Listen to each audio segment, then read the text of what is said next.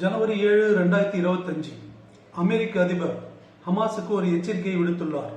அவர்கள் வைத்திருக்கும் பணைய கைதிகளை தான் பதவியேற்கும் முன் விடுவிக்கவில்லை என்றால் அவர்கள் மீது நரகத்தையே வெடிக்கச் செய்வோம் என்று கூறியுள்ளார். ஆனால் இறைவனின் நாட்டமோ வேறாக உள்ளது.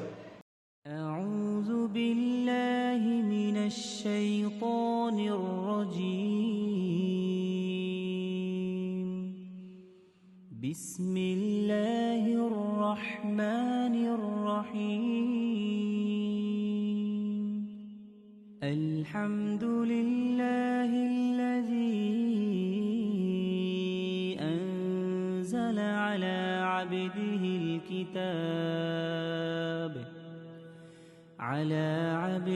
الكتاب ولم يجعل له عوجا قيما لينذر بأسا شديدا من لدنه ويبشر இறைவனின் அத்தாட்சிகள் ஒவ்வொன்றாக நடந்து கொண்டிருக்கின்றன. இப்பொழுதும் நீங்கள் அதை உதாசீனப்படுத்திக் கொண்டிருக்க வேண்டாம். தயவு செய்து அனைவரும் நேர்வழியை கடைபிடியுங்கள். இறைவன் அனைவரையும் மன்னிப்பானாக. ஆமீன்.